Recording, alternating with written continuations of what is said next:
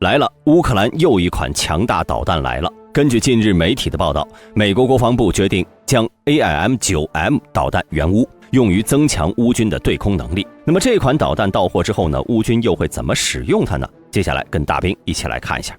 就在8月29号，美国国防部对外公布了新一轮对乌援助清单，其中包含了一项令人惊讶的物品，即 AIM-9M 响尾蛇空对空红外制导导弹。在这次援助计划之后呢，美国对乌克兰的安全援助承诺总金额已经超过了430亿美元。需要注意的是，这并不是乌克兰第一次得到该型导弹了。早在去年5月份，加拿大就曾宣布向乌克兰捐赠43枚 AIM-9， 只不过并没有说明是哪个型号。至于这次美国援助的 AIM-9M 型号，目前呢尚不清楚乌克兰将如何使用这些导弹。对此呢，大兵有着以下几个猜测：第一，乌空军立下的战机肯定是首选目标。AIM-9M 到货后呢，乌军可以用它们来补充现今使用的 R73 系列导弹。该型导弹呢是前苏联以 AIM-9 为对手专门研发的一款红外制导的空对空导弹，主要是用于米格29和苏27战机上。这两款导弹在功能和尺寸方面非常相似，如果具体比较的话，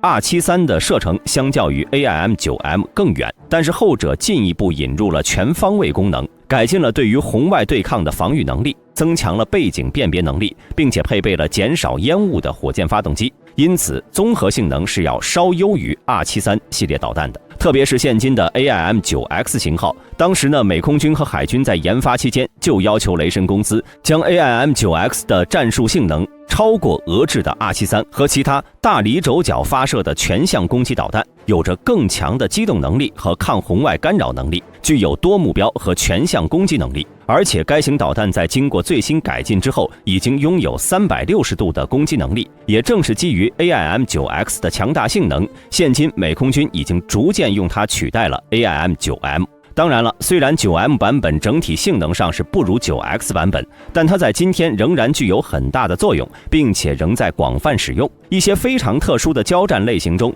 9M 甚至要比 9X 更具优势，这也就导致了一些美军战机战时会根据其面临的威胁状况，将 9M 型号和 9X 混合挂载，用于应对不同的情况。好了，我们回归正题。有鉴于此前乌军米格29和苏27战机在经过一系列改造之后，便能挂载发射的 AGM-88 高速反辐射导弹和 GDAM 联合直接攻击弹药，也就是说，让这两款战机集成 AIM-9M 导弹也是能在相当短的时间里实现的。就米格29而言，此前波兰就已经进行了可行性研究，虽然那些具体研究都着眼于 AIM-9X 版本的集成，但尽管如此，他们还是能为集成 9M 提供经验，而且肯定要比集成 9X 的完整功能要简单很多，甚至有可能波兰此前援助给乌克兰的米格29在加入乌空军之前就已经被改造了。要知道，这两款战机，乌军除了用它们发射远程导弹实施防区外精确打击之外，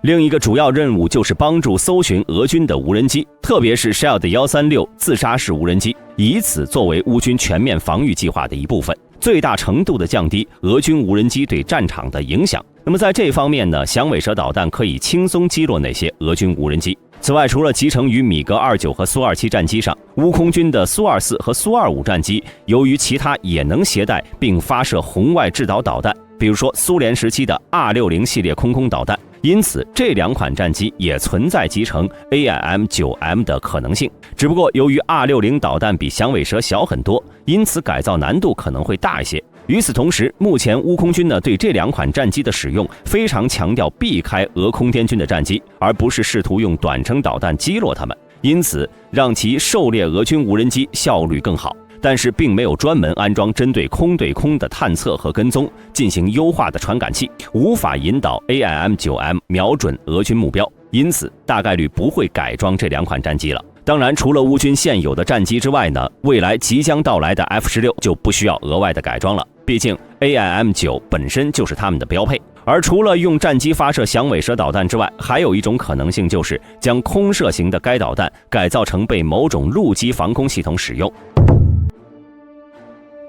首先便是乌克兰已经接收了的国家先进地对空导弹系统。该系统虽然是美制的 AIM-120空对空导弹，但也能发射红外制导的 IRIS-T 导弹以及响尾蛇导弹，只不过目前只有 AIM-9X Block 2版本才能与 NASAMS 兼容。或许在经过改装之后呢 ，NASAMS 也能适应发射早期的 AIM-9M。但是呢，他们需要直接瞄准目标，才能在发射前实现锁定，因此还是很难集成到像 NASAMS 这样复杂且相对静态的防空系统中。这样一来的话，将 AIM-9M 导弹用作高度机动的短程防空系统的一部分，似乎更加容易实现。而且此类防空系统也更适合乌克兰现今的需求。毕竟俄军的那些直升机和无人机一直在影响前线乌军的反攻进度。如果是这样的话，在乌军现有的机动防空系统中，最好的选择便是美制的 M48小胡树。这是一款自行式短程地对空导弹系统，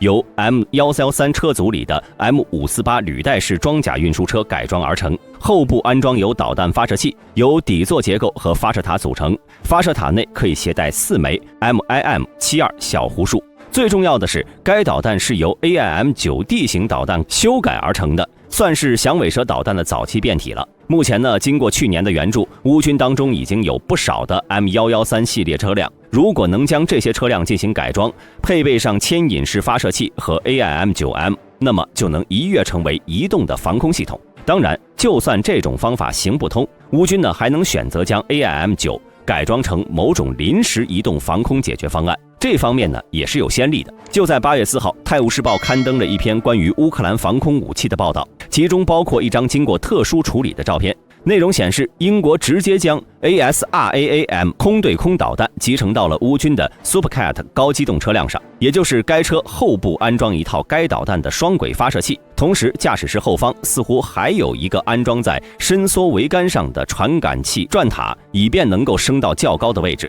大概率是一个光电红外传感器转塔。这些都足以让 AIM-9M 发挥近程防御的作用。最后呢，AIM-9M 还可能被改装成以供乌军的那些苏制短程防空系统使用，就比如说履带式的 9K35 Strela 10防空系统。在俄乌战争爆发之前呢，根据资料显示，乌克兰至少有75套的 Strela 10正在服役。战争爆发之后，捷克还向乌克兰援助了6套该系统。而在能力上呢 ，Strela 10与小胡树极为相似，具有发射前锁定操作模式和快速回转能力。不过，该系统所使用的 9M37、9M333系列导弹尺寸上却要比 AIM-9M 要小一些，而且是集装箱式的，因此需要经过一定的改装。至于苏式装备能否发射美制导弹，这一点呢，此前也是有一个先例的。在今年4月份，美国智库就曾提出给乌克兰的 SA-11山毛榉发射车移植 RIM-7海麻雀舰空导弹的设想。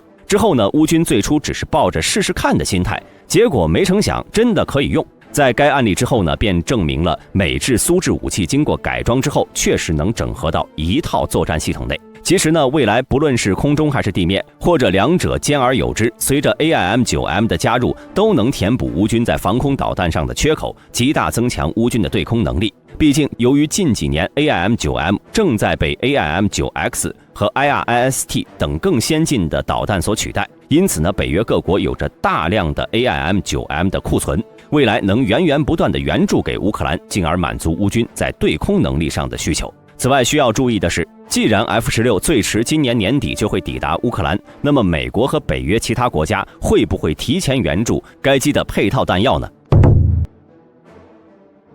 俗话说得好，兵马未动，粮草先行。一款战机如果没有配备的弹药，那么它只是一个会飞的大铁盒子，能发挥的作用非常小。因此，大兵认为，在 F-16还没到来的这几个月，美国和北约提前援助配套弹药的可能性非常大。甚至说，这次之所以援助 AIM-9M， 就是因为为了给 F-16做准备。那么其他弹药呢？关于这一点 ，F-16所使用的那些配套弹药，在导弹方面，乌克兰已经有了 NASAMS 防空系统使用的 AIM-120导弹和米格29战机发射的 AGM-88反辐射导弹。炸弹方面呢，则是包括了阻尼火箭弹和九头蛇70火箭弹，以及 GDAM 联合直接攻击弹药。此外，在今年6月份，还有新闻报道称，美国和加拿大援乌了一批 AIM-7麻雀中程空对空导弹，其中加拿大援助的数量大概是270枚。另外，有关于 AIM-120，在9月1号，根据美国国防部的信息，还专门与美国雷神公司签订了一份总金额达1.92亿美元的合同，旨在原乌的预算框架内采购 AIM-120导弹。据悉，该合同预计在2024年11月29号前履行完毕。从订单完成时间看，这次为乌克兰购买的这批 AIM-120导弹，很可能就是为乌空军即将接收的 F-16所做准备的。当然，在 F-16的弹药配置上，肯定不止以上几款。导弹方面还有怪蛇45型空对空导弹、AGM-65小牛空对地导弹以及 AGM-158联合空对地导弹。其中，怪蛇45型导弹是以色列拉斐尔公司研制而来的，并一步步发展演变成了现今的模样，属于一款红外制导导弹，属于现今最先进的空对空导弹之一。只不过，未来如果要援乌的话，可能还需要得到以色列的同意。至于 AGM-65小牛导弹，它是美国研制的一款专门为近距离空中支援而开发的空对地战术导弹，有效射程可达48公里，能轻易摧毁各种战术目标。从1972年服役以来，陆续参与数次战争，有着亮眼的实战表现。就比如说，在海湾战争期间，美军在陆地攻势发动前，曾对伊拉克发动了近2个月的空中扫荡任务。根据战后统计，在该阶段时间，美军至少使用小牛导弹执行了5000次对地面装甲目标攻击任务，命中率高达80%以上。由此可见，该导弹性能有多强。最重要的是，截止至今，美军都没有停止对于该导弹的生产，因此数量方面根本不用担心，未来必然能大批量的援乌。此外，便是 AGM-158导弹，作为一款用于在敌人防区发动攻击的远距离精确打击导弹，该型导弹有着超远的射程，即便是普通型号也有着370公里的作战范围。增程型的 JASSM-ER射程更是达到了1000公里。只不过有鉴于近几年的产量，美军自己的库存也不多，因此援乌的概率不高。最后呢，是上述没有提到的机载炸弹，包括 MK80 系列航空炸弹、GBU-39小直径炸弹以及 AGM-154防区外打击武器。三者由于服役时间都比较早，因此美军都有着一定的库存。特别是 MK80 系列航空炸弹，有数据显示，海湾战争结束后，在1992年，美军库存的 MK81、82、84炸弹总数高达113万颗。之后，除了那些外售以及销毁的，现今依然有100万库存，足够乌军使用好几年了。总结来说呢，一旦乌军能成功实现以上想法，那么基于 AIM-9M 导弹的能力就能进一步压缩俄军的制空权。未来随着 F-16战机和配套弹药的到货，制空权就不一定归谁了。那么大家认为乌军能否实现以上想法？欢迎在评论区内留言讨论。如果视频中有出错的地方，也欢迎各位指正。今天的视频到此结束，喜欢的朋友请点赞关注，咱们下期再见。